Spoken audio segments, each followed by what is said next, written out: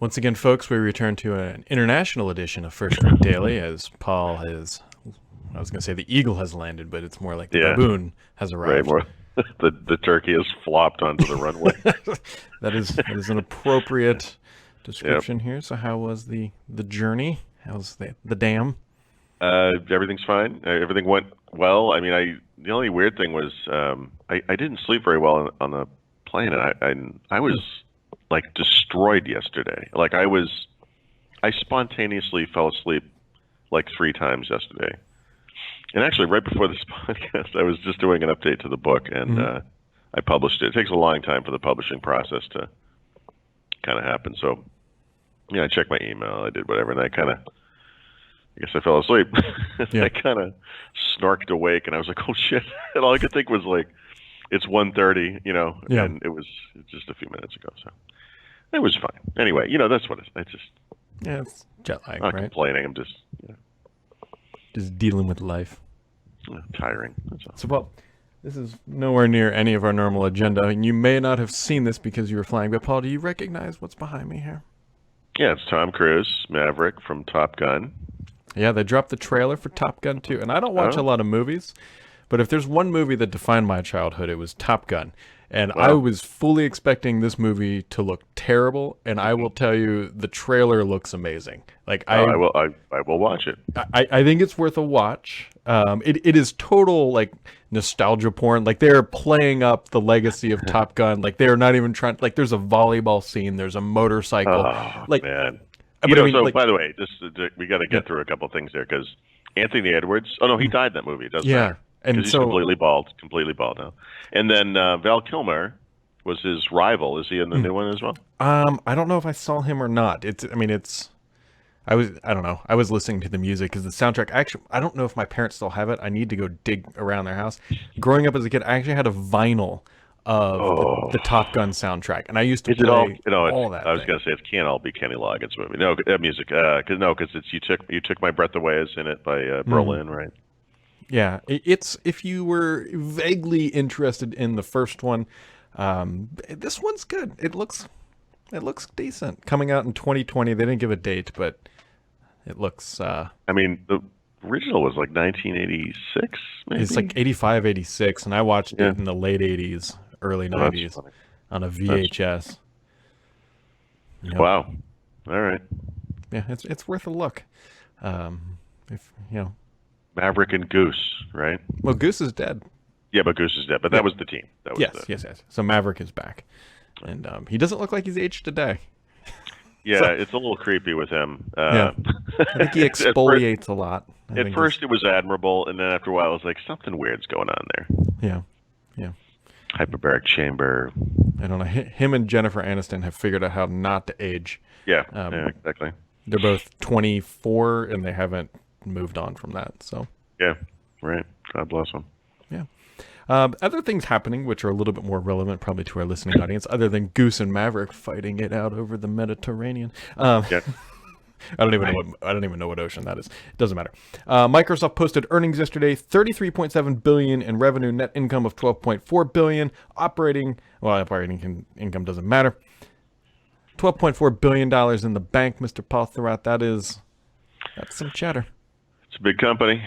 The big thing that struck me is one thing I've pointed out each of the previous quarters for years and years now is they can talk about cloud all they want, but their biggest business unit has always been more personal computing, and the primary contributor to that, of course, is Windows. Yep, This quarter, for the first time, if I'm not mistaken, I think so. it was not the biggest business, and so that's notable. It's still growing, but the other two businesses, which are cloud businesses, are growing much faster. So it's likely, I mean, almost certain that this current quarter, by the time it ends, more personal computing could be their third biggest business, a third of three. But the thing that's most interesting to me, I mean, that was kind of inevitable. They've been talking about this cloud thing for a long time, and obviously moving toward that future. I just realized he has like a crazy number of Apple boxes back there, doesn't he? Trader. No, he's got a lot of Microsoft stuff Yeah. here too. Actually, he has one of our one of our mugs here as well from the an Ignite event, or it was probably still. And if you want a mug, you can email Paul at Throughout. Well, it's actually a beer stein, but it's from a meetup we had at one of the mugs. Anyway, this quarter, to me, the most interesting thing was that there are three major business units, right? Which, let me see if I can get this off the top of my head, are business and productivity services, roughly, or whatever that was called, more personal computing, and then intelligent cloud, are all roughly the same exact size, $11 to $11.4 billion each. And so there's this weird symmetry to that, where all of a sudden everything's kind of in balance. Now it's going to change. The two cloud businesses are growing bigger. Yep. But there we go. We're right on the precipice of this thing they've been talking about for, years and years. Yeah, and I misspoke. It's 13.2 billion in net income, which even larger number. Operating income was 12.4 billion. Okay. But there are a couple other interesting things. Surface had a relatively good quarter, 1.3 billion. They said that was pushed by corporate sales, which is a little odd because we've known for a while that it's already been over 50%, which makes me think that that benchmark is probably ticked up a little bit higher if they're now calling it out. And then gaming was off. Gaming was like the one dark spot. Little commentary to both those things. So the Surface bit,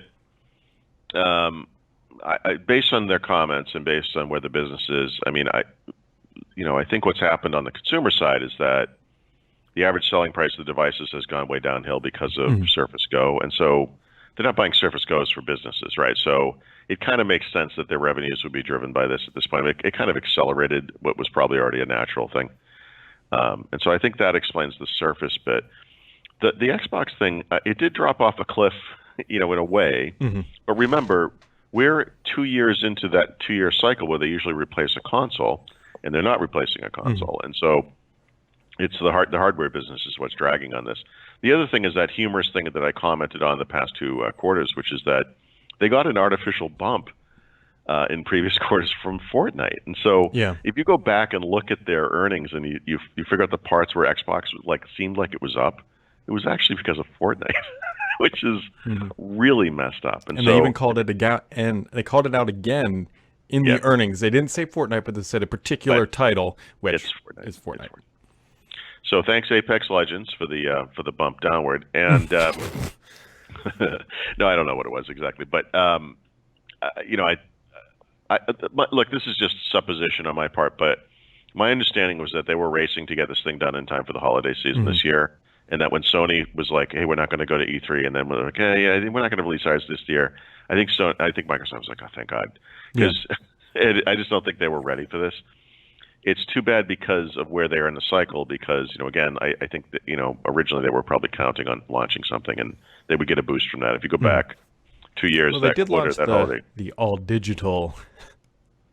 Yeah, we're all gonna just pretend that didn't happen because it certainly didn't reflect in the.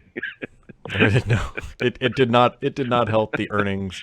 Look, I appreciate they need to do it. This is where the world's going. Do you think it would have made a difference if they had done like an Xbox One X version or?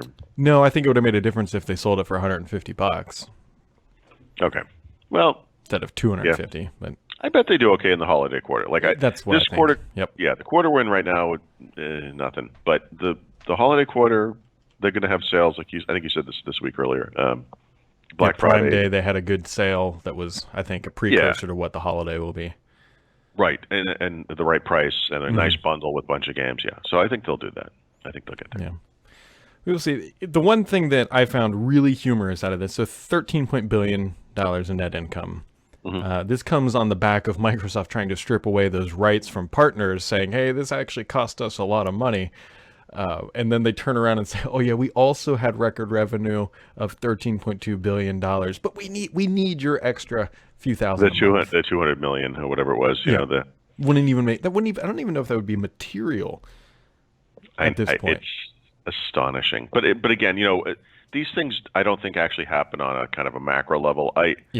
Whatever the decision was, I don't know if you blame Gabriella Schuster or someone in the org or whatever it was, but wherever the decision occurred, I really do think it is a simple accounting thing.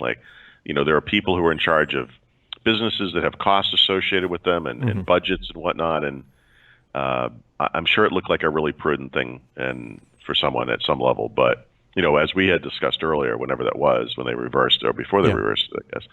It always reminds me of that guy looking at his spreadsheet. You sort it by cost. You're like, oh my God, look at this huge number. We can save all this money if we just get rid of this thing. Yeah, there's only two people at Microsoft who have a $13.2 billion budget, Amy Hood, and Satya.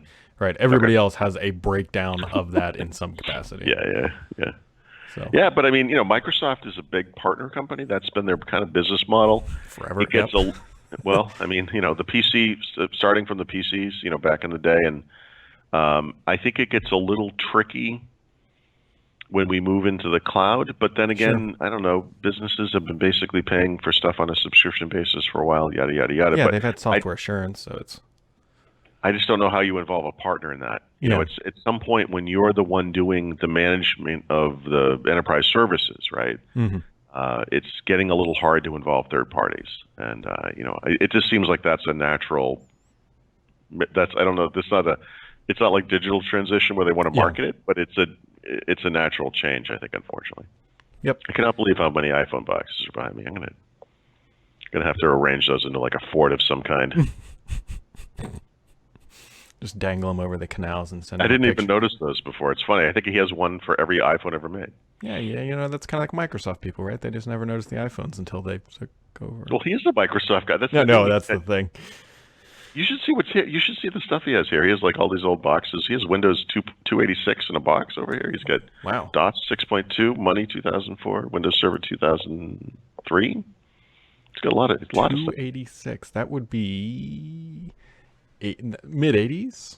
Late 80s. It was late like 80s. So 85 was the first version. This is technically Windows 2.1. They had a 386 and a 286 version, so it's probably 87, 88, somewhere in there. Yeah. Wow. Interesting. Oh, the other one thing, well, I don't know if this revenue would impact it or not. So somebody brought up the point of Surface revenue. Is the Surface Hub 2S impacted on this quarter? So I was curious about that because that was the thing they specifically called out. They said, I think this was for their fiscal year. They said that they had launched two devices. One was Surface Go, and one was Surface Hub 2S. They're not selling Surface Hub 2S, but I suppose there was some cost associated with it that came certainly during the fiscal year. They set aside money for marketing and production. I don't know.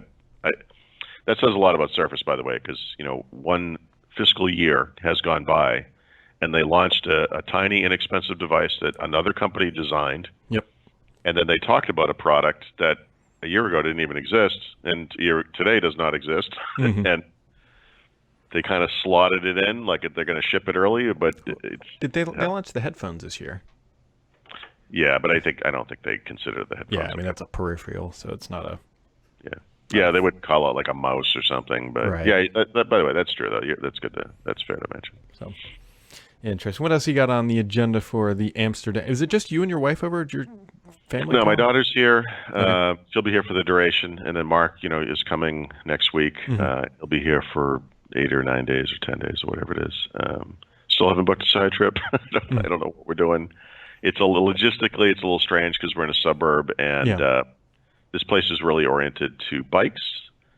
And I guess we're gonna have to try to figure that out because like we went to the train station today and we took a car and you can't really park, and it was we can't do that every day. So we got to figure that one out. We're also trying to figure out some kind of like a monthly pass thing so we can get around the country on a single pass, whatever. I think that will be done by the time we get downstairs, but we talked to like 3 different people trying to make that happen. You're talking about like on the Eurorail or something? Well, it's the whatever the Netherlands, intercity train system. It's just like only for the Netherlands. Gotcha. Yeah, I don't know. We're just, we're still, like I said, I like literally, I feel fine today, but like I said, I passed out like waiting for the book to publish. I was like nervous, I missed the show, but that's, it's gonna be like that for a couple of days. So I didn't get a chance to look at this. I will post this. I forgot to do it, but you were on Windows Weekly this week, right? I did. How'd that go? Good. You should take a look at least the cover image because you were turned into a cat. Oh, there was right. Yeah, because you probably know this, but you often make a guest appearance on Yep. Windows Weekly. So a lot of times in conversation, your name will come up because we're making fun of you or something or Yeah. whatever. Yeah. And Expected. and then someone in the control room or whatever. It used to be Alex, but Alex is kind of, well, a little picture of you kind of slides up. But of course, the picture they've chosen of you is that it's probably from Halloween or whatever, where you had that. I don't know if it's a dog costume or a cat, whatever. So I had to correct Mr. Leo and Mary Jo. They thought it was a bunny suit, and in fact, it is actually a Care Bear outfit, Okay, right. which is not helping the situation in any capacity. No, that makes it way more masculine and adult. Yeah. So anyway, there was a threat of me being defaced by some. And it was actually not even somebody at Twit. It was somebody on Twitter turned you into a cat, and I will admit they did a pretty good job. So Okay. yeah, I'll went look well. at that. That went well, and I don't know. You got anything else for the weekend here before we kick it off? No, I hope to. Today I got a little up to speed. I'm I think as the days go on, I'll ramp it up. So I'll have more stuff when I'm conscious. I guess I don't know at some point. He's Eventually. conscious, as if that's different from any other day of the week. So, all right, folks. Well, that wraps it up for today. We will be back. We should be back a relatively normal-ish schedule next week, but we make no promises. Have yourselves a wonderful weekend.